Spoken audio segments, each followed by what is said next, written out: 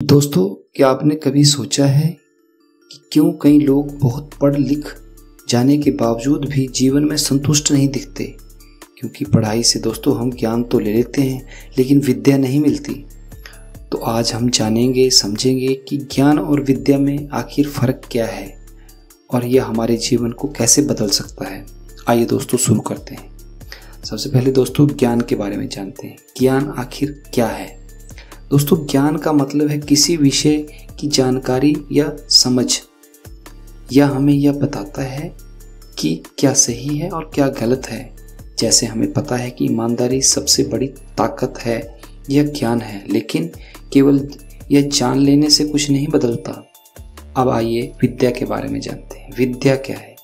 दोस्तों, विद्या का सही मतलब है उस ज्ञान को जीवन में उतारना जो हमने सीखा होता है। यानी सिर्फ जानना नहीं बल्कि उसे जीना ही विद्या कहलाती है। अगर हम सच बोलते हैं, ईमानदारी से जीते हैं और अपने आचरण से दूसरों को प्रेरित करते हैं तो यही विद्या है। इसलिए कहा गया है, ज्ञान से आप रास्ता पहचान सकते हो, लेकिन विद्या से ही सही मंजिल तक पहुंच सकते हो।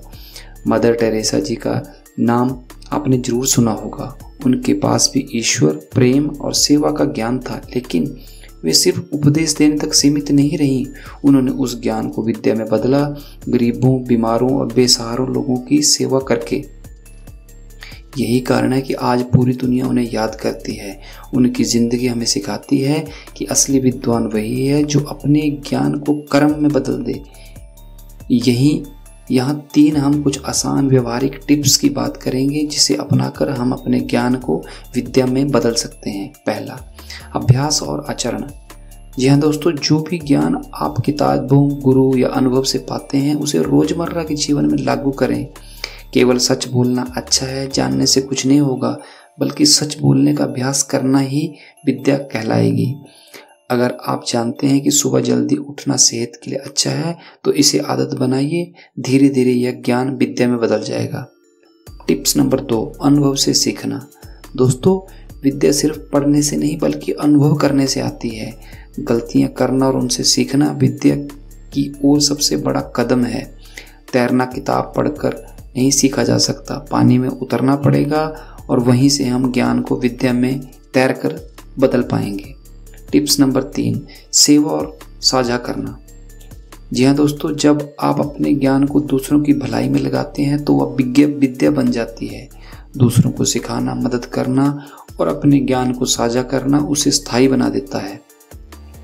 मदर टेरेसा जी ने सेवा सर्वोपरि है का ज्ञान अपने जीवन में उतारकर विद्या का उदाहरण दिया।